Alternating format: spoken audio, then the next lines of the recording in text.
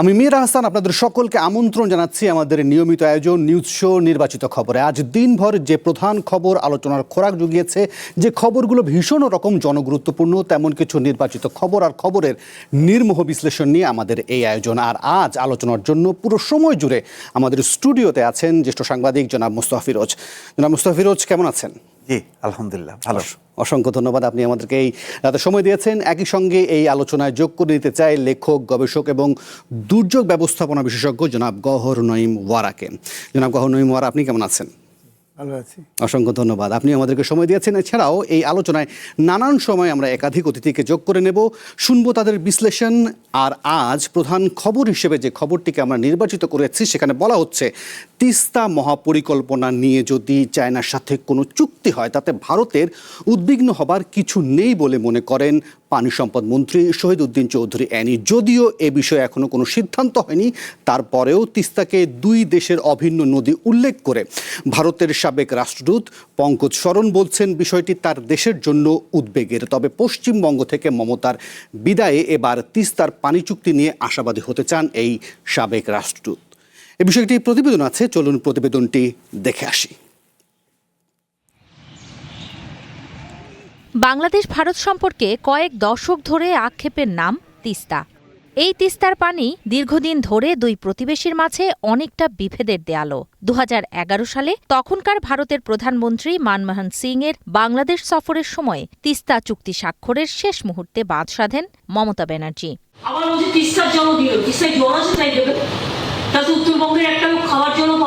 মোদী সরকার ক্ষমতায় আসার পরও এই নিয়ে আলোচনায় দিল্লি সবসময়ই কলকাতাকে বাধা বলে জানিয়েছে। মমতা এখন ক্ষমতায় নেই, তাই তিস্তা চুক্তি কি এখন সম্ভব? এই আলোচনা বেশ কিছুদিন ধরেই ঘুরছে কূটনৈতিক পাড়ায়। তিস্তা ইস্যুতে বর্তমান বাস্তবতায় ইতিবাচক কিছু হতে পারে বলে মনে করেন বাংলাদেশে ভারতের হাই কমিশনার হিসেবে কাজ করা পঙ্কজ শরণ। There was tensions between Calcutta and Delhi, which prevented many initiatives being taken, including অনেক বছর পর এবার এমন পরিস্থিতি এসেছে যখন ভারতের কেন্দ্র ও পশ্চিমবঙ্গ রাজ্যে একই দলের সরকার থাকবে। অতীতের চেয়ে দিল্লি কলকাতার সম্পর্কে অনেক পরিবর্তন আসবে। কলকাতা এবং দিল্লির মধ্যে খারাপ সম্পর্কের কারণে অতীতের অনেক উদ্যোগ আটকে ছিল। তিস্তা সহ বাংলাদেশের সাথে অনেক উদ্যোগ নেওয়ার চেষ্টা হলেও তা হয়নি। তবে এখন যেহেতু কেন্দ্রীয় সরকার এবং রাজ্য সরকার এক, আমি অত্যন্ত আশাবাদী আমরা অনেক জটিল সমস্যাও সমাধান করতে পারবো যদি ঢাকাও আলোচনা করতে আগ্রহী হয়। তবে কূটনীতিক হুমায়ুন কবির বলছেন এখনই তিস্তা নিয়ে আশাবাদী হওয়ার পরিস্থিতি নেই।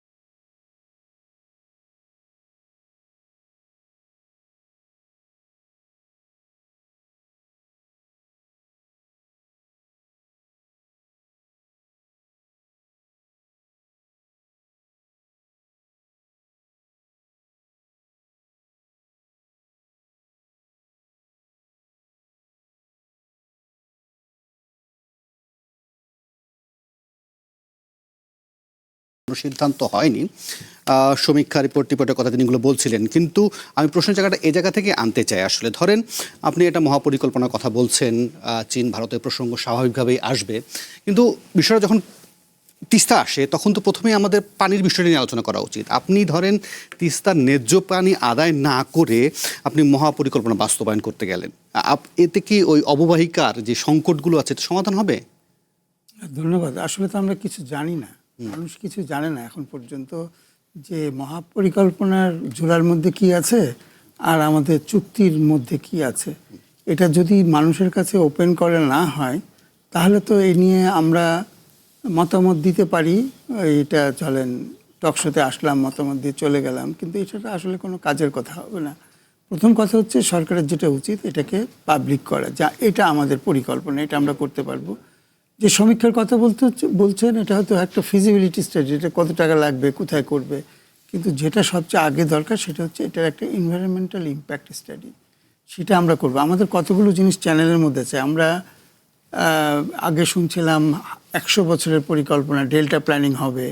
সেই ডেল্টা প্ল্যানিংয়ের সাথে কি এটা কোনো লাইন আপ আছে কিনা? ডেল্টা প্ল্যানিংয়ের জন্য নেদারল্যান্ড আমাদের টাকা দিতে চেয়েছিল, সেখানে তিস্তা একটা পার্ট ছিল।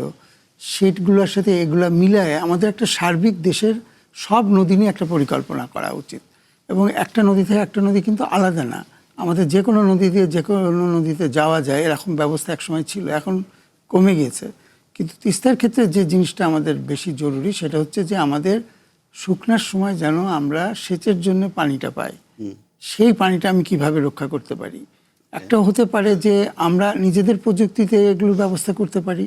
যেমন একটা সহজ জিনিস ছিল যেটা প্রকৃতি নিজেই তৈরি করেছিল, সেটা হচ্ছে প্রত্যেক কোনো নদী নাই যে নদীর কোনো শাখা নদী নাই, এবং শাখা নদীগুলো হচ্ছে আসলে নদীর আপৎকালীন সহায়তা দেয়। তারা পানিটা বর্ষাকালে পানিটা নেয়, তখন মাছ ওখানে গিয়ে ডিম পাড়ে, কারণ মূল নদীতে প্রচণ্ড স্রোত থাকে, মাছ ওখানে যায়, মাছ থেকে যখন ডিমগুলো আস্তে আস্তে একটু বড় হয় তখন মেন নদীতে আসে, এবং তখন নদীর পানিও মেন নদীতে আসে, সেটা ব্যবস্থা করে।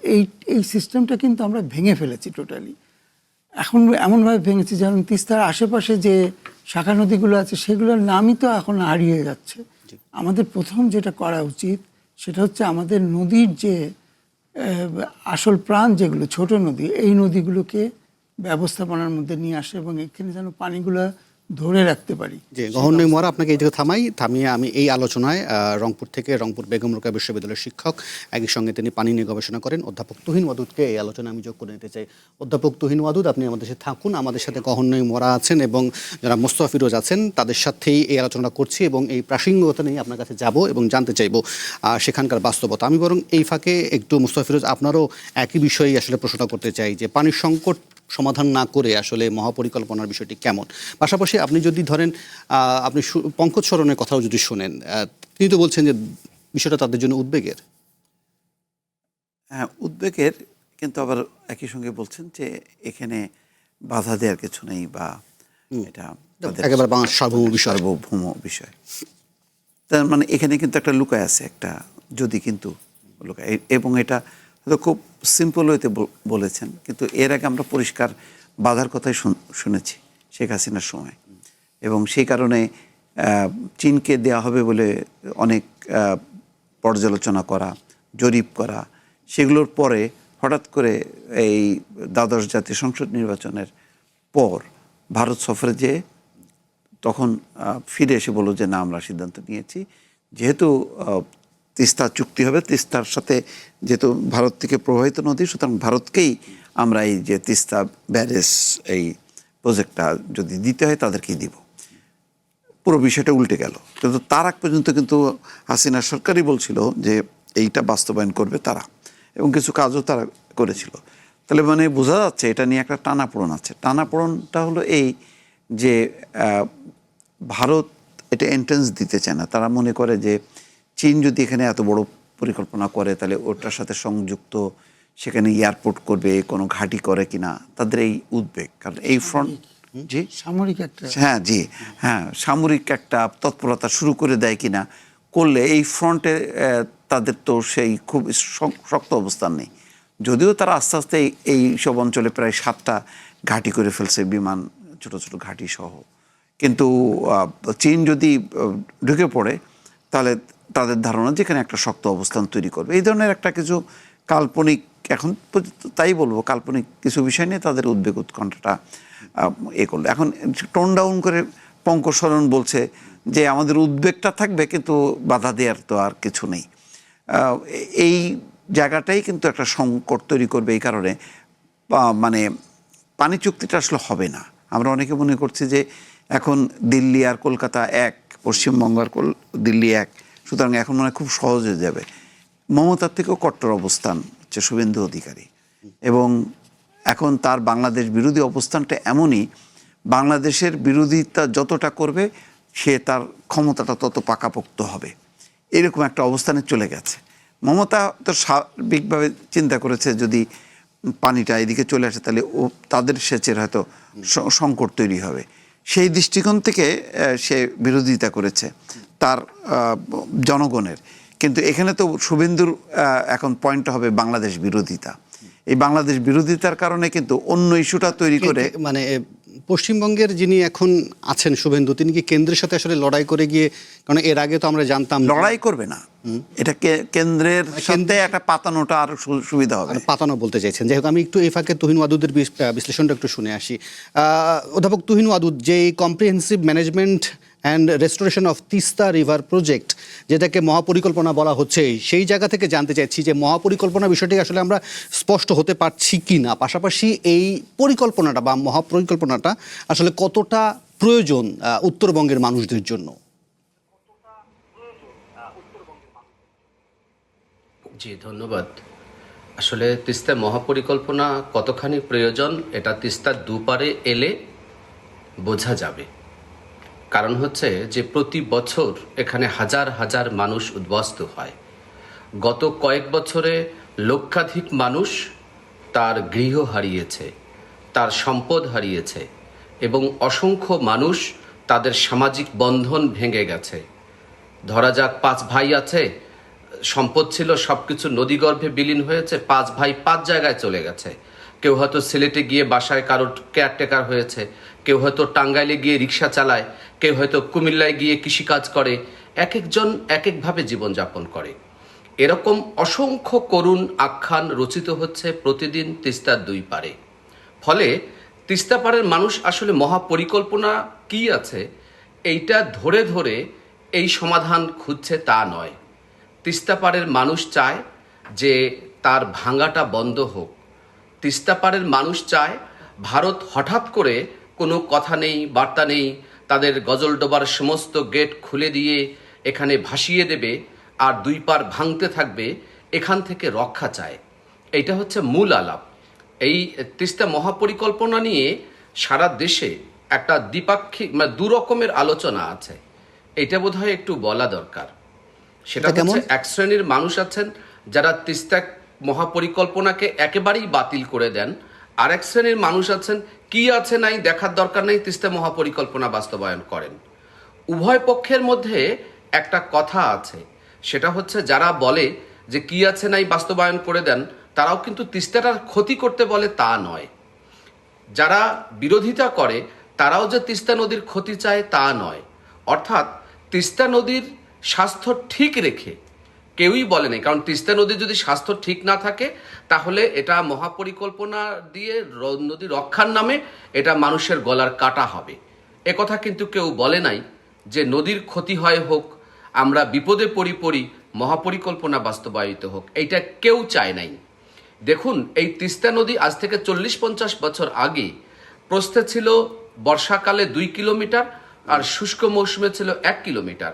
এই নদী তো এখন কোথাও কোথাও 10 কিলোমিটার 12 কিলোমিটার হয়েছে। আপনি নদীর পাড়ে গেলে অসংখ্য মানুষ পাবেন যাদের বাড়ি 8 বার 10 বার 12 বার 15 বার পর্যন্ত ভেঙেছে। তাহলে এই যে, এবং আরেকটা কথা এখানে বলে রাখি, সেটা হলো যে এই যে তিস্তার দুই পারে মানুষের বাড়ি ভেঙে যায়, আপনি নিশ্চয়ই শুনেছেন যে হাওড়া অঞ্চলে ক্ষতিগ্রস্ত কারা হয়েছে তাদের তালিকা করা হোক। এটা রংপুরে ভেঙে গেলে তালিকা করা হয় না। এটা আপনি অন্তর্বর্তী সরকারের সময় শুনেছেন কুমিল্লা নোয়াখালী অঞ্চলে বন্যার সময় প্রধান উপদেষ্টা নিজেই ফান্ড গঠন করে ওখানে সহযোগিতা করছে। কিন্তু তিস্তার দুই পারে যে লক্ষ লক্ষ মানুষ উদ্বাস্তু হয়েছে, আপনি একজন মানুষ দেখাতে পারবেন না যে মানুষের পুনর্বাসন হয়েছে, যে মানুষকে 1 শতক জায়গা কিনে দিয়ে বলা হয়েছে তুমি এখানে বাড়ি করো, কিংবা বাড়ির টিন কিনে দিয়েছে, এটা আপনি পাবেন না। অর্থাৎ তিস্তার দুই পারের নিয়তি বলতে প্রকৃতি, এখানে মানুষ কোনোদিন হয়ে ওঠে নাই। দেখুন, তিস্তা মহাপরিকল্পনা তুহিনবাদুদ, আপনি আমাদের সাথে থাকুন। আপনার কথায় স্পষ্ট যে আসলে কি রকম প্রয়োজনীয়তা এটা আছে, কিন্তু প্রয়োজনীয়তা থাকলে এটা তো বাস্তবায়ন করতে হবে। গভর্নর মহোদয়, আপনি কি মনে করেন যে ধরেন শিলিগুড়ি করিডোরের কাছাকাছি, চিকেন স্নেকের কাছাকাছি এরকম একটা প্রজেক্ট যেখানে কয়েক হাজার চীনা নাগরিক এসে হয়তো কাজ করবে, ফলে ভারত এটাকে সহজে মেনে নেবে কিনা? কারণ আপনি যদি দেখেন এর আগে শেখ হাসিনার আমলে ভেটোর কারণে সেটা হয়নি, এরবারে ইউনূস সরকারের সময় সেটাও একটা ধরনের ক্ষীণ পর্যায়ে গেছে, এখন এটা মধ্যপন্থী সরকার, ফলে কোনো ধরনের আশাবাদ দেখেন কিনা? না, ওটা তো ফিরোজ ভাই একটু আগে বললেন যে ওই ভয়টা ভারতের পক্ষ থেকে আছে। তারা এখানে অন্য কোনো দেশের, বিশেষ করে যে দেশের সাথে তাদের একটা বোঝাপড়ার সম্পর্ক ওইভাবে নাই, যারা তাদেরকে মনে করে আমাদের শত্রু, আমাদের তেমন একটা দেশের লোকজন এসে এখানে বড় ধরনের কাজ করবে, এটা তারা চাবে না। যেমন আমরা চাবো না চট্টগ্রামে এসে হয়তো বার্মা কিছু করুক বা যেভাবেই করুক, সেটা হয়তো এটা ভারতের দিক থেকে খুবই যুক্তিসঙ্গত পদক্ষেপ। ভারতীয় হিসাবে যদি বলেন যে তারা এত কাছে এটা চাবে না, আমাদের যেটা দরকার সেটা হচ্ছে টেকনিক্যাল নো হাউ। ওখানে তো লোকের আনার দরকার নাই। এমনকি কিছু কিছু ক্ষেত্রে যদি আমরা, এখানে মূল বিষয়টা কিন্তু ব্যারেজ না, মূল বিষয়টা হচ্ছে আমাদের রিভার গভর্নেন্স, নদীকে আমরা কিভাবে ব্যবস্থাপনার মধ্যে নেব। আমরা তো খুবই খারাপ, আমাদের নিজেদের নদীগুলো আমরা ব্যবস্থাপনা করতে পারি না। আমাদের যে একটা নদী আছে যেটা আমাদের এখানেই তৈরি, আমাদের এখানে আছে এবং সারা পৃথিবীর এটা একটা ট্র্যাডিশনে পরিণত হয়েছে, আমাদের হালদা নদী, সেই নদীটার অবস্থা কি দেখেন। আমরা তো টোটালি ফেলিওর আমাদের রিভার গভর্নেন্স, রিভার ম্যানেজমেন্টের ক্ষেত্রে। একইভাবে দেখেন পদ্মার পানি তো আমরা এখন ভারতের সাথে এবছর শেষ হচ্ছে আমাদের চুক্তি, আমাদের নতুন চুক্তি করার কথা, সেখানে আমাদের কোনো অগ্রগতি নাই। কিন্তু আবার উল্টোভাবে যদি দেখেন যে এই পদ্মার পানি কিভাবে রাজশাহী, খুলনা, গোপালগঞ্জ এই সমস্ত শহরের রক্ষার জন্য উত্তোলন করে নেওয়া হচ্ছে এবং সুন্দরবন পর্যন্ত পৌঁছানোর জন্য কোনো মিষ্টি পানি নাই। আর আমরা আমাদের নদীগুলোকে যেভাবে দেখছি, অন্যরা তাদের নদীগুলোকে সেভাবে দেখছে। তিস্তার ক্ষেত্রে বিশেষভাবে যেটা দরকার, এটা আমাদের যৌথ নদী কমিশনটাকে খুব তাড়াতাড়ি রিঅ্যাক্টিভেট করা দরকার এবং সেইখানে বসে আমাদের উভয় পক্ষের জন্য একটা ভালো কি হতে পারে সেটা নিয়ে আলোচনা করা দরকার। এর ভিতরে মারামারি ঝগড়ার কিছু নাই। আমরা তো এখনও আমাদের যৌথ নদী কমিশনকে রিঅ্যাক্টিভেট করতে পারি নাই। আমাদের পদ্মা ফারাক্কার এখানে আমাদের চুক্তিটা নবায়ন করতে হবে অথবা কিছু একটা করতে হবে, সেটা আমরা করি না। আমরা গঙ্গা ব্যারেজের কথা বলছি হঠাৎ করে, কিন্তু এগুলো তো আমরা ভারতের সাথে আমাদের একটা নদীর পানি ভাগাভাগির ব্যবস্থাপনার মধ্যে যেতেই হবে। তারপরে আমাদের হয়তো বড় ধরনের কোনো কাজে, যে একটা ব্যারেজ করতে গেলে দেশের কিন্তু অনেক ক্ষতি হয়, অনেক জায়গা নষ্ট হবে। আমরা সেটা করতে পারবো কিনা, আসলে যেটা দরকার নদী ভাঙন রক্ষা আমরা করতে পারবো কিনা সেটা যেমন একটা প্রশ্ন, কিন্তু একই সঙ্গে যে উজানের দেশটি রয়েছে সেও তো আমাদের সাথে নিশ্চয়ই কোনো ধরনের কথাবার্তা না বলেই তো গজলডোবায় সে তার মতো একটা করে ড্যাম করে বসে আছে। সেটা তো আমাদের ব্যর্থতা, আমাদের কূটনৈতিক ব্যর্থতা ছিল। আমরা তো ওই পর্যন্ত যেতে চাই না বা যেতে পারি না। আমরা এখনো পর্যন্ত যৌথ নদীর যে আন্তর্জাতিক আছে সেটাতে সাইন করি নাই। আমরা তো আন্তর্জাতিক সমাজের কাছে যেতে পারছি না। আমরা তো এটা জাতিসংঘে উত্তোলন করতে পারতাম, সেগুলোর পথে আমরা যাই নাই। আমাদের কূটনৈতিক ব্যর্থতা চরমভাবে হয়েছে সব ক্ষেত্রে। কিন্তু নদীটা আমাদের জীবন এবং আমাদের প্রতিবেশী তো আমরা বলতে পারবো না, তাদের সাথে আমাদের কথা বলতে হবে এবং দুই পক্ষেরই একটা উইন উইন সিচুয়েশনে যে উইন উইন সিচুয়েশন থাকতে হবে। আমি বরং একটু তুহিন ওয়াদুদের কাছ থেকে লাস্ট মন্তব্যটা নিয়ে মুস্তাফিরুজ তাকে ছেড়ে দিতে চাই।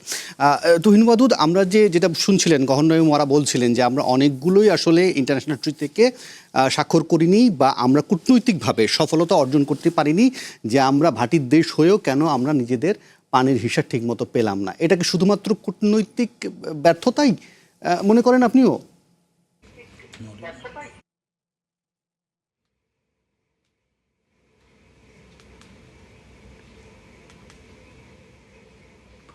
আচ্ছা, আমি একটু বলি তিস্তার পানির ব্যাপারটা। এটা তো 80-র দশকে একটা চুক্তি হয়েছিল, সাময়িক চুক্তি হয়েছিল। সেটাতে বলা হয়েছিল 39% পাবে ভারত, 36% পাবে বাংলাদেশ, আর বাকিটা তিস্তাকে বাঁচিয়ে রাখার জন্য। এটা 87 সাল পর্যন্ত ছিল। যেহেতু পানিকে প্রত্যাহারের ব্যাপারটা ওরকম ছিল না, ফলে চুক্তি নিয়ে সুবিধা অসুবিধা তৈরি হয় নাই। 2011 সালের সেপ্টেম্বর মাসের 6 তারিখে তিস্তার পানি বন্টন চুক্তি চূড়ান্ত হওয়ার কথা ছিল। মনমোহন সিং ঢাকায় এসেছেন, ঢাকায় তাকে বরণ করা হয়েছে। মমতা বন্দ্যোপাধ্যায়কে বরণ করার জন্য ঢাকা প্রস্তুত, শুধু স্বাক্ষর বাকি। ঠিক এই সময় আমরা তখন আন্দোলন করছিলাম, আমি নিজেও তখন 2011 সালে তিস্তায় আমরা নৌ মিছিল করছিলাম যে ন্যায্য হিস্যার ভিত্তিতে আমরা পানি চাই। ঠিক হঠাৎই আমরা শুনলাম মমতা বন্দ্যোপাধ্যায়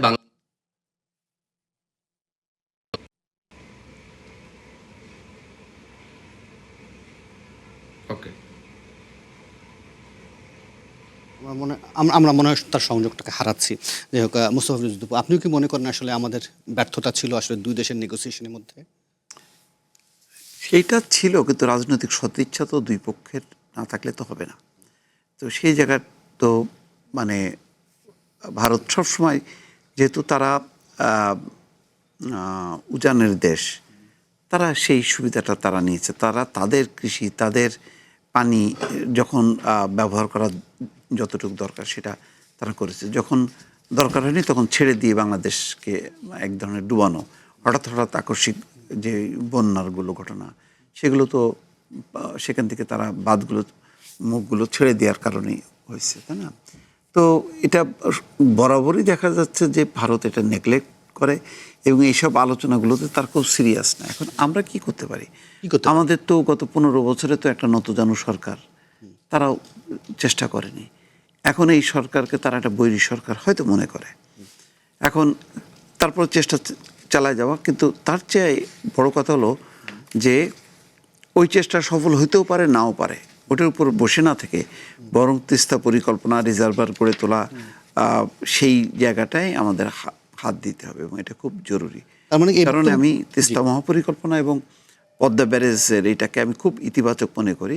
যদি ভারত যদি ইতিবাচকই হতো, এবং আমাদের এই সমস্যাগুলো যে ভারত জানে না তা না, কিন্তু ভারত কখনো সমাধান করেনি।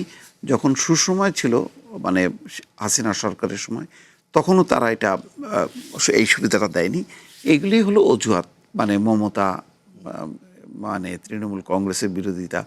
এগুলি যদি এতই মানে তাদের প্রতি ইয়ে থাকতো, তাহলে তো তারা যেভাবে ভোটার তালিকা সংশোধন করে এক ধরনের প্রতারণাপূর্ণভাবে নির্বাচন করে ক্ষমতায় আসতো না, তাই না? তো এখন আমি বললাম তো যে দেখবেন এই আলোচনা হোক, দেখবেন যে মমতার যতটা বিরোধী ছিল তার চেয়ে অনেক বেশি বিরোধী হবে শুভেন্দু অধিকারী, সঙ্গত কারণ। যেহেতু ফলে আপনি এত দ্রুত আশাবাদী হতে চান না? একেবারেই আশাবাদী না, বরং আমরা কি করতে পারি এইটার দিকে ফোকাস করে কিভাবে দেশীয় অথবা বিদেশি প্রযুক্তির সহায়তায় আমরা রিজার্ভার, বাঁধ গড়ে তোলা, এই কাজগুলো যদি করি তাহলে এত রক্ষা। জি, অসংখ্য ধন্যবাদ। আমি বরং এই অংশ থেকে অধ্যাপক তুহিন ওয়াদুদকে বিদায় জানাই। আমরা পরের আলোচনাটা আসলে বিচারালয়ে যে বিচারক সংকট রয়েছে বা সেটা চলছে এবং বিচার কার্যক্রম নানানভাবে ব্যবহৃত হচ্ছে, বা যারা বিচার প্রার্থীরা আছেন তারাও যে নানানভাবে ভোগান্তির শিকার হচ্ছেন, সেই প্রসঙ্গটিকে এই আলোচনায় নিয়ে আসবো। তবে তার আগে নেব ছোট্ট একটা বিরতি, ফিরছি একটু পর।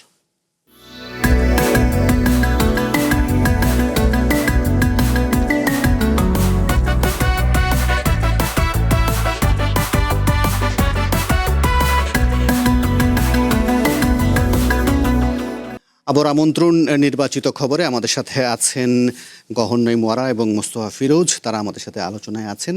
আমরা বরং এবার যে বিষয়টিকে সামনে আনতে চাই, যদিও এটি সিলেটের ঘটনা, যে সেখানে বলা হচ্ছে যে বিচারক সংকটে বিচার কাজ স্থবির হয়ে পড়েছে সিলেটের 8টি গুরুত্বপূর্ণ আদালতে। কি কি হচ্ছে সেই বিষয়ে আমার একটা প্রতিবেদন আছে, সেই প্রতিবেদনটা দেখি। সিলেটের বিচারিক ব্যবস্থায় এখন হুমকির মুখে। জেলা ও দায়রা জজ আদালতের আওতায় থাকা 21টি আদালতের মধ্যে 8টিতেই নেই কোনো বিচারক। বিশেষ করে গত 26 ফেব্রুয়ারি সিনিয়র জেলা ও দায়রা জজ বদলি হওয়ার পর থেকে গুরুত্বপূর্ণ এই প্রধান আদালতটি পুরোপুরি অভিভাবকহীন।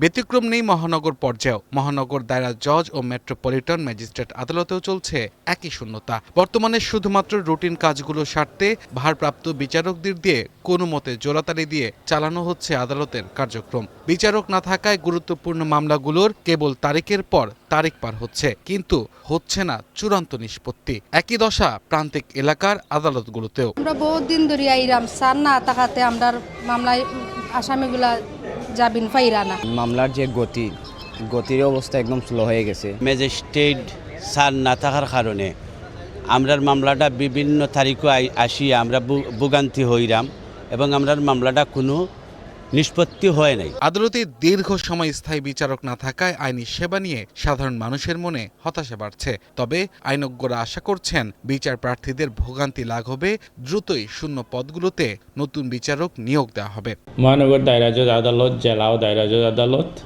এরপরে সিভিল কোর্ট আছে গোয়াইনঘাট, সিভিল জজ কোর্ট আছে গোয়াইনঘাট, জকিগঞ্জ, ভেনিবাজার, আর জুডিশিয়াল ম্যাজিস্ট্রেট পঞ্চম আদালত। এই 6টা কোর্টে বিচারক নাই আর কি। ইনশাল্লাহ অচিরেই আমরা পেয়ে যাব। ঊর্ধ্বতন কর্তৃপক্ষকে এই বিষয়ে অবগত করেছি। ওনারা বলছেন শীঘ্রই একজন মহানগর দায়রা জজ এখানে দেওয়া হবে।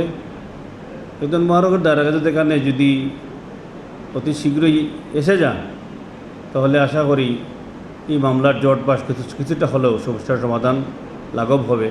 বর্তমানে সিলেট মহানগর দায়রা জজ আদালতে প্রায় ১,৫০০ এবং জেলা ও দায়রা জজ আদালতে প্রায় ২,০০০ মামলা বিচারাধীন রয়েছে। এই বিশাল মামলার জট কমাতে এবং সাধারণ মানুষের ন্যায় বিচার নিশ্চিত করতে দ্রুত কার্যকর পদক্ষেপ নেবে প্রশাসন, এমনটাই প্রত্যাশা সংশ্লিষ্টদের। One national desk. আপনারা দেখছিলেন প্রতিবেদনটি। বরং এর সাথেও আমরা একজন অতিথিকে যোগ করে নিই। বিশ্ব গণতান্ত্রিক আইনজীবী পরিষদের সম্পাদক অ্যাডভোকেট হাসান তারিক চৌধুরী, তিনি আমাদের সাথে আছেন। তার কাছ থেকেও বাড়তি কিছু তথ্য নেই। যদিও আমরা বলছি সিলেটের চিত্রটা, কিন্তু এটা শুধু সিলেটের না, বাংলাদেশ না, রাইট, সারা দেশের এরকম চিত্র। এখন আমি বরং হাসান তারিকের কাছ থেকে ছোট্ট করে জানতে চাইবো, পাশাপাশি আপনার চাইলে আপনারাও জানতে চাইতে পারেন। আমি বরং এটা জানতে চাই যে হাসান তারিক, আমি দেখছিলাম 2025 সালে ডেইলি স্টারে একটা প্রতিবেদন দেখছিলাম, সেখানে বলা হচ্ছে দেশে 18 কোটি মানুষের জন্য বিচারকের সংখ্যা মাত্র 2,703 জন। প্রত্যেক বিচারকের কাঁধে 2,000-এর বেশি মামলা। আপিল বিভাগের 7 জন বিচারপতি 37,000 মামলার দায়িত্বে আছে। অ্যান্ড প্রশ্নের জায়গাটা হচ্ছে যে বিচারক কেন নিয়োগ দিতে পারছেন না, কেন নিয়োগ হচ্ছে না, নানান ধরনের প্রশ্ন উঠতে পারে। কিন্তু যারা বিচার প্রার্থী আছেন তারা ভুগছেন কেন? ধন্যবাদ আপনাকে। এটি হলো আমাদের দেশের বিচার ব্যবস্থার প্রতি রাষ্ট্রের এক ধরনের অবজ্ঞামূলক দৃষ্টিভঙ্গি, এবং এটি প্রথমই নয়। এটা এতকাল যাবৎ আমরা যারা অ্যাক্সেস টু জাস্টিসের কথা বলে এসেছি এবং আমরা যারা বলে এসেছি যে বিচার প্রার্থীদের অধিকারের প্রসঙ্গ, আমরা বারবারই হতাশ হয়েছি। কারণ এর প্রধান কারণ হচ্ছে রাষ্ট্রের সদিচ্ছা।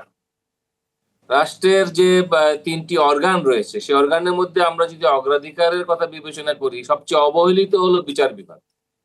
আপনি দেখবেন যে পার্লামেন্টের জন্য খরচের কোনো কমতি নাই, আপনি দেখবেন যে আমাদের আমলাদের জন্য খরচের কোনো কমতি নাই, কিন্তু বিচার বিভাগের আধুনিকায়ন এবং বিচার বিভাগকে স্বাধীন করার জন্য যে ধরনের লোকবল, অর্থবল থাকা দরকার, সেই জায়গাটাতে রাষ্ট্রের নীতি নির্ধারণী জায়গায় এক বিরাট কৃপণতা। এবং আপনি দেখেন আমাদের সুপ্রিম কোর্টের মতো জায়গায়, আপনি তো সিলেট বললেন, এটা শুধু সিলেটের চিত্র না, এটা গোটা বাংলাদেশের চিত্র।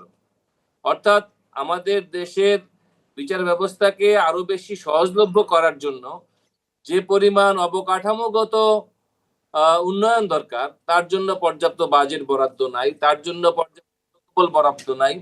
এবং দেখা যাচ্ছে যে এত যে বিচারক সংকট, তার তো একটাই সমাধান, প্রয়োজনীয় সংখ্যক বিচারককে নিয়োগ দান করা যোগ্য এবং মেধার ভিত্তিতে। কিন্তু সেই জায়গাটার বদলেও যেটা হয় যে দলীয় কোটায় অনেক সময় উচ্চ আদালতে দেখা যায় যে দলীয় বিবেচনায় অনেক সময় বিচারক নিয়োগ হয়েছে, এবং এর ফলে কি হয়েছে যে কোর্ট ম্যানেজমেন্টের যে দক্ষতা, সেই জায়গাটাতেও কিন্তু ঘাটতি দেখা দিয়েছে। আমরা দেখেছি যে এরকম একটা খারাপ অবস্থার মধ্যে থেকেও অনেক দক্ষ বিচারক তাদের মেধাগত যোগ্যতার কারণে তারা দ্রুত সময়ে অনেক মামলা নিষ্পত্তি করেছে। কিন্তু যখন অযোগ্য, অদক্ষ লোকেরা শুধুমাত্র দলীয় বিবেচনার কারণে বিচারক হন কিংবা অ্যাটর্নি অফিসে আসেন, তারা কিন্তু বিচার প্রার্থীদেরকে সেই সুবিধাটা দিতে পারেন না। আজকে সিলেটের যে ঘটনা, এই ঘটনা আমাদেরকে চোখে আঙ্গুল দিয়ে দেখিয়ে দিচ্ছে যে বাংলাদেশের বিচার ব্যবস্থার বাস্তব চিত্রটা কি। নিশ্চয়ই হাসান তারিক, আপনি আমাদের সাথে থাকুন। আপনি বলছিলেন বাস্তব চিত্র, কিন্তু উনি আরেকটা প্রসঙ্গ উল্লেখ করলেন মোস্তফা ফিরোজ, যে ধরেন আপনি নিয়োগও দিলেন সংকট কাটানোর জন্য, সেটাও তো আপনি দলীয় বিবেচনার বাইরে যেতে পারছেন না। বিচার বিভাগে শুধু বিচারক সংকটটাই একমাত্র সংকট না, নিশ্চয়ই না। ওই যে দলীয়করণ, তারপরে আপনি তাদের যোগ্যতা, দক্ষতা, পেশাদারিত্ব, এগুলো তো সব ক্ষেত্রে ঘাটতি। আপনি ধরেন প্রচুর বিচারক নিয়োগ দিলেন, তাদের কি সংকটটা কেটে যাবে না? বিচারগুলো যদি সঠিকভাবে না হয়, যারা আছে তাদেরই যদি পারফরমেন্স মূল্যায়ন করা হয়, আমরা একটা দৈন্য দশা দেখি যে প্রকৃত বিচারপ্রার্থী যারা অসহায় বিচারপ্রার্থী, যাদের টাকা নেই তারা বিচার পায় না, আর যাদের টাকা আছে তারা অন্যায় বিচার তাদের পক্ষে নিয়ে আসছে, তাই না? ঘুষ, দুর্নীতি, এই মানে বিচারকরা পর্যন্ত প্রভাবিত হচ্ছে, সেইভাবেই বিচারগুলো চলতেছে। বিচারের সংকটে কারা ভুক্তভোগী হয়? যারা অর্থশালী না, বিচার প্রার্থী না, যাদের অর্থ আছে, সামর্থ্য আছে, তারা ঠিকই তাদের মতন করে বিচারগুলি বের করে নিয়ে আসছে। যাদের টাকা নেই, পয়সা নেই, তারা বিচার পাচ্ছে না। তাহলে আপনি শুধু বিচারকের সংকট, কতগুলি আদালত অচল হয়ে আছে, কাজ করতে পারছে না, এটাই একমাত্র। সবগুলি কাজ করলো, কিন্তু আপনি বিচারক যদি কেনা বেচার একটা হাটে পরিণত হয়, আমাদের তো বিচারাঙ্গন তো আপনার ওখানে পা দেওয়ার সাথে সাথেই আপনার শুরু হয়ে যায় বেচা কেনা। আপনি এই বেচাকেনাগুলি তো বন্ধ করতে হবে। তাহলে আপনার এই গাদা গাদা শুধুমাত্র কি বেচাকেনার জন্য বিচারকরা স্বাধীনভাবে বিচার করতে পারে না? বিচারকের দায়বদ্ধতা তাহলে কোথায়? বিচারকের দায়বদ্ধতা তো নেই দুইভাবে। একটা হলো যে রাজনৈতিক পৃষ্ঠপোষক মানে মানে দৃষ্টিভঙ্গি আছে যে নিয়ন্ত্রণ করা, আবার ওই নিয়ন্ত্রণ দৃষ্টিভঙ্গি আছে, আবার যারা বিচারক আছে তারা নিজেরাও স্বাধীন হইতে চায় না। তারা ওই যেহেতু তাদের নৈতিক অবস্থানটা দুর্বল, ফলে তারা ওইটাকে ওইগুলো অনুসরণ করে এবং সেই সাথে দুর্নীতিতে তারা জড়ায় পড়ে। তো ফলে এই পেশাদারিত্বটা বিচারকের মতন করে যদি তার নৈতিকতাটা যদি শক্ত না হয়, তাহলে কিন্তু আপনি সংকট পড়ে। যদি শক্ত হয় তাহলে কিন্তু অনেক নির্দেশনাটাও উপেক্ষা করা যায়। তাহলে দুই দিকেই সংকট আছে। মুস্তাফির, ধরুন আপনি তর্কের খাতিরে আমরা চিন্তা করি যে ধরেন আমরা সবসময় ধরেন বিচারকদের দিকে আঙ্গুল তুলছি যে তিনি শক্ত হচ্ছেন না, তিনি অবস্থান নিচ্ছেন না, তিনি স্বাধীনভাবে কাজ করছেন না। আপনি যদি একটু খেয়াল করেন যে ধরেন আওয়ামী লীগ আমলে একদম পদে থাকা অবস্থায় প্রধান বিচারপতি দেশে থাকতে পারলেন না, চলে যেতে হলো। আপনি দেখবেন যে ইউনূস আমলে দেখা গেল সাবেক প্রধান বিচারপতি খায়রুল হককে গ্রেপ্তার করে নিয়ে গেল। এরপর 5ই আগস্টের পরপর বৈষম্য বিরোধী ছাত্র ব্যানারে আপনি মব করে 12 জন বিচারপতিকে পদত্যাগ করালেন। বিচারকরা যাবেটা কোথায়? না, যাবে ওইভাবেই। আপনি মপ করবেন, আপনি মানবেন না, আপনার পতন ঘটবে, এটাই তো আপনার এটা। আপনি মানবেন, যখনই মানবেন, মেনে নেবেন, তাহলে তার মানে আপনি বশ্যতা স্বীকার করলেন। আপনি বশ্যতা স্বীকার করলেন না মানে আপনি বিদ্রোহ করতেছেন। আপনি এই বিদ্রোহ করতে করতে এক ধরনের আপনি সেই নৈতিকতাটা অর্জন করতে হবে। কিন্তু আপনি এই টাসেলটা তো চলে, সাংবাদিকতায় চলে না। সাংবাদিকতা গত 15 বছর আমরা বলি না এটা কি সাংবাদিকতা হয়েছে? এটা তো হয়েছে বেচাকেনা হয়েছে। এবং এখন দেখেন মানে একটা মামলার আসামি রাজনীতিক, বিচারক, সাংবাদিক সবাই আসামি হয়ে যায়। কেন আসামি হয়? যখন মিলেমিশে সবাই দুর্নীতিটা করে। তো এখন আপনার ঘটনা হচ্ছে তো তাই। আপনার এখন সরকারকে আপনি বলবেন যে সে নির্দেশনা দেয়, সেই নির্দেশনা আপনি মানেন কেন? আবার সরকারও কেন নির্দেশনা দেবে? এই জায়গাগুলোটা একটা হলো দুই দিক থেকে আপনাকে অর্জন করতে হবে। একটা হলো পলিটিক্যাল কমিটমেন্টটা থাকতে হবে, আবার যিনি এই ডায়াসে যিনি বলছেন তারও নৈতিকতা থাকবে। ধরেন আমরা এখানে টকশো করছি, আপনাকে নির্দেশনা দিল যে এই সাবজেক্টটা বাদ দিয়ে অন্য সাবজেক্টে চলে যান, আপনি সেটা মানলেন না, আপনি কি হবে? আপনার চাকরিটা যাবে। এই তো আপনি চাকরিটা যাক, কিন্তু আপনি তো আপোষ করলেন না। এই অবস্থানটা যদি মানে অর্জনটা না করেন, স্বাধীনতাটা কি বলে মানে অর্জন করতে গেলে আপনাকে লড়াই করতে হবে। আপনাকে কেউ নির্দেশ দেবেই না, না এটা তো হবে না, এটা তো নির্দেশ দেবে, এটা তো একটা স্বার্থের ব্যাপার আছে, ওই দিক থেকে চাপ আসবে, আপনি ওই চাপটাকে রক্ষা করার চেষ্টা করবেন। গভর্নর ওয়ারার এই বিষয়ে বিশ্লেষণ কি হবে? এখানে আমরা দুটো বিষয় একসাথে করে ফেলেছি। একটা হচ্ছে উচ্চ আদালত, একটা হচ্ছে আমাদের সিলেটের যেটা কথা, সেটা হলো সিলেটের নিম্ন আদালতগুলোর কি অবস্থা। নিম্ন আদালতে তো এখন পর্যন্ত ধরেন রাজনৈতিক নিয়োগ নাই, পাবলিক সার্ভিস কমিশনের মাধ্যমে তারা আছে, তারা যাচ্ছে এখানে কাজ করে। মূল সমস্যা যেটা হচ্ছে সেটা হলো যে আসলে যিনি বিচারক হিসেবে বসছেন নিম্ন আদালতের, উনি কতটা সিনসিয়ারলি কাজগুলো করছেন।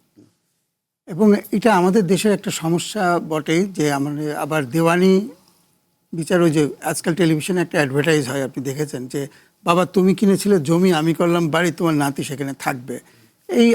এই বিচার ব্যবস্থা কিন্তু তাই হয়েছে যে দাদার আমলের কেস নাতিও চালাচ্ছে, তাও শেষ হয় না। আমাদের দেওয়ানিতে তাই, ফৌজদারিতে কিছুটা তাড়াতাড়ি হয়, কিন্তু দেওয়ানিতে অনেক অনেক লিঙ্গার। কিন্তু যদি বিচারক চান, আগে আমাদের এখানে মোস্তফা কামাল সাহেব যখন চিফ জাস্টিস ছিলেন, তিনি একটা নিয়ম করে দিয়েছিলেন যে কতগুলো কেস কাকে 1 মাসের মধ্যে ডিসপোজ করতে হবে। উনি আরেকটা ব্যবস্থা করেছিলেন, ওদের তো পয়েন্ট দেওয়া হয় যে তো একটা পয়েন্ট সে বেশি পাবে যদি সে আউট অফ কোর্ট সেটেলমেন্টে যায়, সালিশ করে সমস্যা করে দিল, সেটাও তার এটা ছিল। আমাদের একটু ইনোভেটিভ হতে হবে, কিভাবে আমি এই কাজগুলো করতে পারি। আমার লোক নাই, ব্রিটিশ আমলে, পাকিস্তান আমলে শুরুর দিকেও ছিল অনারারি ম্যাজিস্ট্রেট, যারা আগে বিচার ব্যবস্থার সাথে যুক্ত ছিলেন, লতে জ্ঞান আছে, সমাজে তাদের একটা তাদেরকে অনারারি ছোটোখাটো কেসগুলো তারা ম্যানেজ করতো। আমাদের এইভাবে জনবল এইভাবেও বাড়ানো যায়, সবকে একদম রিক্রুট করে তাদেরকে আবার পাঠাতে হবে ট্রেনিংয়ে, এরকম দরকার নেই। আমাদের দেশে আমাদের ধরেন এখন আমাদের লাইফ এক্সপেক্টেন্সি বেড়ে গেছে, মানুষের কর্মক্ষমতাও বেড়েছে, সেইখান থেকে মানুষকে আমাদের আনতে হবে। কিন্তু সবার আগে যেটা দরকার সেটা হচ্ছে যে আমাদের নিম্ন আদালতগুলোতে একটা মনিটরিং ব্যবস্থা করা উচিত, একটা টার্গেট দিয়ে দেওয়া উচিত, তুমি এতদিনের মধ্যে এই কেসগুলো শেষ করতে। এখানে আইনজ্ঞদেরও একটা ব্যবস্থাপনা আছে, শুধু বিচারক না। জি, আমি এই জায়গায় থামাই, আমি বরং অ্যাডভোকেট হাসান তারিককে ছোট্ট করে একটু মন্তব্য শুনে তাকে বিদায় দিয়ে জানাতে চাই। হাসান তারিক, আপনি শুনছিলেন এই আলোচনায়, নিশ্চয়ই আপনি কিছু যোগ করবেন, তবে সংক্ষেপে আমাদেরকে বলবেন শুধু কি নিয়োগই যথেষ্ট, দক্ষতা উন্নয়ন, অবকাঠামোগত সহায়তাগুলোকে আসলে কিভাবে দেখেন, বা আদতেও আপনি কি সেটা ফিক্স করেন যে যথেষ্ট আছে? না, আমি তো মোটেই না। আমি আগেই শুরুতেই বলেছি যে আমাদের রাষ্ট্রের একটা অবহেলা রয়েছে বিচার বিভাগের প্রতি। অর্থাৎ আপনি যদি অগ্রাধিকার ভিত্তিতে চিন্তা করেন যে আমাদের রাষ্ট্রের যে 3টি অঙ্গ রয়েছে, আমাদের নির্বাহী বিভাগ, আমাদের আইনসভা এবং বিচার, এই 3টি জায়গার মধ্যে রাষ্ট্রের যে মনোযোগের জায়গাটা দেখবেন সবচেয়ে কম হলো আমাদের এই বিচার বিভাগের প্রতি। যে কারণে বিচার বিভাগের শুধু নিয়োগের ব্যাপারটাই না, আমাদের এখানে একজন বিজ্ঞ আলোচক বলেছেন যে অধস্তন আদালতে দলীয়করণ নাই। অধস্তন আদালতে দলীয়করণের প্রকৃতিটা ভিন্ন। সেখানে বদলি প্রমোশনের জন্য কি হয় সেটা আমরা অনেকেই জানি, পত্রপত্রিকাও সেই রিপোর্ট বিভিন্ন সময় এসেছে। ফলে এই যে দলীয় প্রথা, অর্থাৎ দলীয় আনুগত্য, দলীয় চাপ, এগুলো যে কিভাবে বিচার ব্যবস্থাকে প্রভাবিত করে সেটা নতুন করে বলার দরকার নাই। কিন্তু এই জায়গাটাতে আইনজীবীদেরকে একটা ভূমিকা রাখার ব্যাপার আছে। সেই জায়গাটা হলো বারগুলো যদি আমরা নির্দলীয় করতে পারতাম, যে বার সমিতিগুলো যারা আইনজীবীদের ভয়েস, যারা বিচার প্রার্থীদের ভয়েস, সেই জায়গাটাকেও পর্যন্ত দলবাজির কারণে আপনি দেখেন বাংলাদেশে কোনো পেশাজীবী সংগঠন আজকে দলীয় রাজনীতির ঊর্ধ্বে থাকতে পারছে না। সাংবাদিক বলেন, আইনজীবী বলেন, ডাক্তার বলেন, প্রকৌশলী বলেন, সবাই আজকে দলীয় রাজনীতির নোংরা ভাইরাস দ্বারা আক্রান্ত। যার ফলে একই ঘটনা ঘটেছে আমাদের বিচার বিভাগে। বিচার প্রার্থীদের মামলাগুলো বছরের পর বছর ঝুলে আছে, কিন্তু বার কোনো কথা বলে না। এবং আমাদের অনেক বিচারকের যে আচরণ এবং বারো বেঞ্চের যে সম্পর্ক, সেটা কিন্তু অধস্তন আদালতেও যেমন ব্যাহত হচ্ছে এবং আমাদের উচ্চ আদালতও সেগুলো বিনষ্ট হচ্ছে। এবং উচ্চ আদালত এবং নিম্ন আদালত প্রত্যেক জায়গায় আদালত প্রাঙ্গণগুলো দলীয় রাজনীতির, নোংরা দলীয় রাজনীতির কর্মকাণ্ডের জায়গায় পরিণত হয়েছে। ফলে বিচারের বাণী সেখানে নিভৃতে কাঁদে, সেখানে সিন্ডিকেট তৈরি হয়, দুর্নীতির সিন্ডিকেট, সেখানে তৈরি হয় মামলাকে দীর্ঘায়িত করার সিন্ডিকেট, সেখানে তৈরি হয় সাক্ষীদেরকে যাতে উপস্থিত না করা যায়, বারবার টাইম নেওয়া ইত্যাদির মধ্য দিয়ে বিচার ব্যবস্থার প্রতি সাধারণ মানুষের যে আস্থা, সেটাকে নষ্ট করতে পারলে কার লাভ? যারা বিচারহীনতা চায়, যারা বিচার হতে চায় তারাই হচ্ছে লাভবান হবে। এটা নিশ্চয়ই। অসংখ্য ধন্যবাদ অ্যাডভোকেট হাসান তারিক চৌধুরী। নিশ্চয়ই চাইবে সবাই এই অবস্থার পরিবর্তন ঘটুক, যদিও এই বিষয়টি আসলে দীর্ঘ আলোচনার দাবি রাখে। এত স্বল্প সময় এটা আসলে আমরা চেষ্টা করবো আরেকদিন এই প্রসঙ্গটিকে নিয়ে একটা বিস্তারিত আলোচনা করতে। তবে এই মুহূর্তে ছোট্ট একটা বিরতি নেই, বিরতির পর ফিরে এসে যেহেতু গণমাধ্যমের মানুষ আছেন, আপনিও গণমাধ্যমের দিকে চোখ রাখেন, ফলে তথ্যমন্ত্রীর আজকে একটা বক্তব্য আছে যে এরকম যে গণমাধ্যম ব্যবস্থাপনায় এক ধরনের অরাজকতা চলছে, তার বক্তব্যটা শুনবো এবং নিশ্চয়ই এই বিষয় নিয়ে কথা বলবো। তবে তার আগে নেব ছোট্ট একটা বিরতি, ফিরছি একটু পর।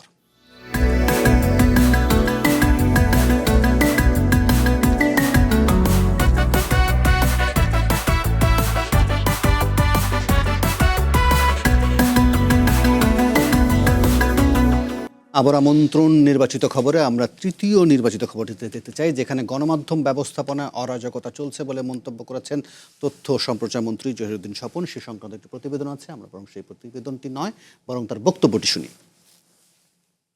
আশা করি মাননীয় প্রধানমন্ত্রীর গত পরশুদিনের নির্দেশে জুন মাসের মধ্যেই আমরা একটা পরামর্শ কমিটি গঠন করে একটা খসড়া প্রস্তাব সরকারের কাছে গণমাধ্যম কমিশন গঠন করার লক্ষ্যে আমরা হাজির করব।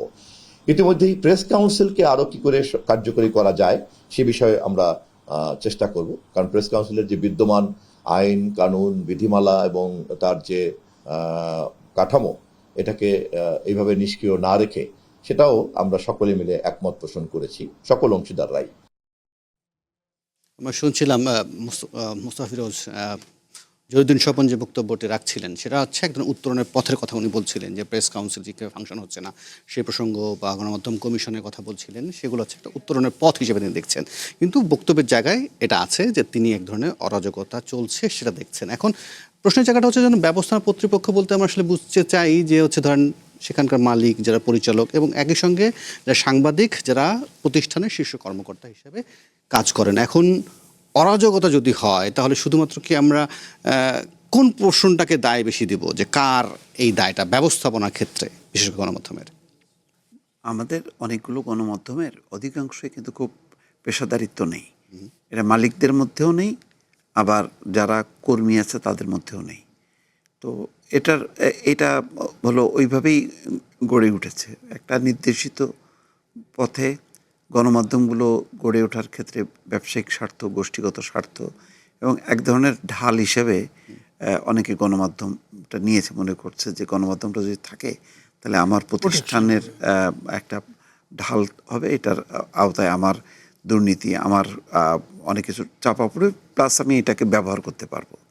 তো এইটা যখন থাকে এই অ্যাটিটিউডটা, এবং ব্যবহার হয়েছে অনেকগুলো গণমাধ্যম, তখন ইনার যেই সংবাদ মাধ্যম বা অনুষ্ঠান মাধ্যমের আর সেই পেশাদারিত্বটা থাকে না, তখন অধিকাংশই হয় ফরমাইশি নিউজ হয়, বিভিন্ন পারপাস সার্ভ করার জন্য হয়। এটাই তো আসলে মানে ওই সেই আবার ঘুরে ফিরে আগের আলোচনার মতন যে এখানেও সেই পেশাদারিত্বের অভাবটা। কিন্তু যদি গণমাধ্যম কর্মীরা যদি মানে মালিক পক্ষ বলেন, যারা বলছেন স্বার্থ রক্ষা করে চলতে হয়, এখন এই বেসরকারি প্রতিষ্ঠানগুলো চলে কিভাবে? বাংলাদেশের মানে মার্কেট থেকে যে বিজ্ঞাপনের বাজার থেকে এত তো নিশ্চয়ই সে টাকা তুলে আনতে পারে না, ফলে তো একজন মালিক পক্ষেরও তো এক ধরনের সাপ্লাই চেনের মতো এখানে অর্থ যোগান দিয়ে যেতে হয়। তাহলে সাংবাদিকরা করবেটা কি? সাংবাদিকরা তো আপনি সেইভাবে কি সাংবাদিকতাটা হয় কি না, ধরেন এখন একটা দুইটাকে আপনি যদি উদাহরণ ধরেন, সেটাকে তো সামগ্রিকভাবে বলা যাবে না। অধিকাংশ ধরেন আপনার নিউজের প্রধানদেরকে, তাদেরকেও এক ধরনের তারা কি বলে সাপ্লায়ার হিসেবে ব্যবহার হয়, তাদেরকে দিয়ে নিয়োগ তদবির এই সমস্ত বাণিজ্যগুলি করানো হয়, অনেক মালিকরা পারপাস সার্ভ করে। ফলে সে তার পুরো কর্মীদেরকে পেশাদারিত্বের সাথে কাজ করা এবং সেটাকে ব্যবসায়িকভাবে সফল করার জন্য যেই ইন্টেনশনটা থাকে সেটা কিন্তু থাকে না। আপনার যখন নিরপেক্ষতা হারায় আমার মানে প্রতিষ্ঠানগুলো এবং বিতর্কিত হয়, এবং এটা আপনি দেখেছেন খুব অনেকগুলো টেলিভিশন তার কোনো চরিত্র থাকে না। আপনি ধরেন আমি বড় বড় ঘটনাগুলোতে দ্বাদশ জাতীয় সংসদ নির্বাচনে কয়টা গণমাধ্যম এই আমিডামি নির্বাচনের বিরুদ্ধে সেই রিপোর্টিং করতে পেরেছে, তার সম্পাদকীয় নীতি কী ছিল, তার কর্মীদের ভূমিকা কী ছিল, এই ধরনের নির্বাচন যে ফার্স এইগুলি যে গণতন্ত্রকে ধ্বংস করছে, এই ধরনের কি কোনো মতামত বা রিপোর্টিংয়ের মধ্য দিয়ে কেউ করতে পেরেছে? পারেনি। আপনি হয়তো ওয়াসার দুর্নীতি নিয়ে করছেন, ওই কী বলে মানে নদী ভরাট হয়ে যাচ্ছে দূষণে, সেগুলি নিয়ে করছেন, কিন্তু আপনি মৌলিক জায়গাগুলোতে আপনি যখন আপোষ করবেন তখন অন্যগুলো আপনার কার্যকর হবে না। তা আমরা মৌলিক জায়গাগুলোতে আপোষ করেছি, প্রতিষ্ঠানগুলোকে পেশাদারিত্বের সাথে না সাজানোর ফলে সেগুলি আসলে জনগণের চাহিদা পূরণ করতে পারেনি, ফলে গণমাধ্যম একটা গণশত্রুতে পরিণত হয়েছে। জি, আমি বরং একটু গহনে মোড়া আপনার একটু বিশ্লেষণ শুনতে চাইবো, যে নিশ্চয়ই যেটা বলছিলেন মুস্তাফা ফিরোজ, কখন আসলে গণসংশ্লিষ্টতা হারায়, এইসব কারণেই কি, যার কারণে কি অল্টারনেটিভ মিডিয়া সামনে এগিয়ে আসে, বিশেষ করে সোশ্যাল মিডিয়া বা ইউটিউব? একই সঙ্গে এটাও যে আমাদের গণমাধ্যম কেন ঢুকছে? আমি প্রথমে মন্ত্রী সাহেবের কথায় যাই, উনি কমিশনের কথা বলেছেন। এটা একটা ভালো জিনিস, কিন্তু কমিশনের কাজটা আগে ঠিক করে ফেলতে হবে। আমাদের সাধারণত কমিশন তৈরি হয়ে যায়, পরে তার টার্মস অফ রেফারেন্স হয়। টার্মস অফ রেফারেন্সটা আগে তৈরি করতে হবে এবং এটা জনসমক্ষে প্রচার করতে হবে। এটা হলো বেসিক জিনিস, যদি উনি আসলেই কিছু ভালো করতে চান। আর যদি কথার কথা হয়ে থাকে তাহলে তো ওটা ঠিক আছে, ওটা যা বলছেন হবে। আর যেটা আপনি বললেন সেটা হলো আসলে গণমাধ্যমের প্রচণ্ড একটা ক্ষমতা আছে। একটা হলো যে রাজনীতির খবর টবর আমি কি দিব, নির্বাচন কিভাবে করব, কিন্তু এর বাইরেও দেশের যে খবর, ধরেন আজকে আমাদের সামাজিক অনেক ঘটনা ঘটছে, কৃষির ক্ষেত্রে অনেক ব্যাপক ঘটনা ঘটছে। কৃষিতে তো এখন আমাদের যে ঘটনাটা ঘটে গেছে আমরা কেউ খেয়াল করতে পারছি না, আমাদের তেভাগা সিস্টেম বন্ধ হয়ে গেছে। এখন আমি আগেই টাকা নিয়ে নিচ্ছি, এই যে ক্ষতিগ্রস্ত হলো যে কৃষকরা ইয়েতে হাওড়ে, এখন তাদেরকে আমরা রিলিফ দেবো, কিন্তু টাকা পাবে কিন্তু জমির মালিক। যে লিজ নিয়েছিল ঋণ করে সে কিন্তু কোনো টাকা পাবে না। এই জিনিসগুলো গণমাধ্যমে আসে না ব্যাপকভাবে। আপনার ভ্যাকসিনের কথা বলেন, এটার ভিতরে অনেক ধরনের বয়ান হচ্ছে, কিন্তু এখন যদি কুকুরে কাউকে কামড়ায় তাহলে ডাক্তার বলছে 10 জন রুগী এক হলে তারপরে তুমি একটা অ্যাম্পল কিনে নিয়ে আসবা। এই ধরনের খবরগুলো তো আমি দেখি না। এই ধরনের খবরে আসলে নিজে থেকে এই জায়গাগুলোতে কাজ করা দরকার, তাহলে অনেক বেশি মানুষের কাছে এটা গ্রহণযোগ্য। গভর্নর মোয়ারা যদিও বলছিলেন, আমি বরং অনলাইন দেখতে যাব, এই অনলাইন দেখতে যাওয়ার পাশাপাশি বরং মোস্তাফিরুজ আপনার কাছে প্রশ্নটাও রাখিও, বরং যেটা আপনি শুনছিলেন গভর্নর মোয়ারা বলছিলেন যে মন্ত্রীর কথায় যে ধরেন কমিশন বা প্রেস কাউন্সিলের, এগুলো কি নতুন কিছু? তো ছিলই, কিন্তু কোনো সময় কাজ করেছে? এটা হয় না কখনোই। এটা গণমাধ্যমগুলো, প্রত্যেকটা গণমাধ্যম স্বাধীনভাবে পেশাদারিত্বের সাথে যদি সেই স্বাধীনতাটা হয় তাহলে সেটা গড়ে উঠবে। কিন্তু মালিকরা যদি খবরদারি করতে থাকে এবং অপেশাদারিতে, খবরদারি ভালো যদি প্রফেশনালি যদি তারা সাপোর্ট করে তাহলে ভালো, কিন্তু প্রফেশনালি সাপোর্ট তো করতে চায় না সাধারণত, যার কারণে প্রতিষ্ঠানগুলো জনমুখী হয় না। তো এইটা হলো আসলে একটা আভ্যন্তরীণভাবে একটা প্রতিষ্ঠান তার স্বাধীন সত্তা হিসেবে গড়ে উঠবে। কমিশন করে আপনি কি করবেন? কমিশন এটা তো পলিসির ব্যাপার, তাহলে মিনিস্ট্রি কী জন্য আছে? মিনিস্ট্রি তো পলিসি করবে এবং বিভিন্ন যে সাংবাদিক সংগঠন আছে বা কর্মরত যারা বিশেষজ্ঞ যারা, তাদের ওপিনিয়ন শুনে আপনি কাজ করেন।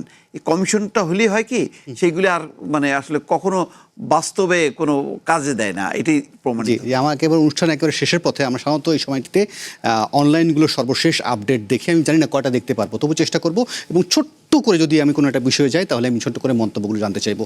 আমরা দেখছিলাম প্রথম আলোর অনলাইনে সর্বশেষ আপডেট দিয়েছে যেটা হচ্ছে আওয়ামী লীগ সেদিনই ব্যাক করেছে, বললেন মাহফুজ আলম, সম্ভবত মাহফুজ আলম একটি ফেসবুকে স্ট্যাটাস দিয়েছেন আওয়ামী লীগ ফেরার কারণগুলো, সেখানে তিনি উল্লেখ করেছেন। সেখানে তিনি বলছিলেন যখন 71 এবং 24কে এক পাল্লায় তোলা হয়েছে তখনই আসলে আওয়ামী লীগ ফিরছে। একটু ছোট করে মন্তব্য করেন মুস্তাফিরুজ।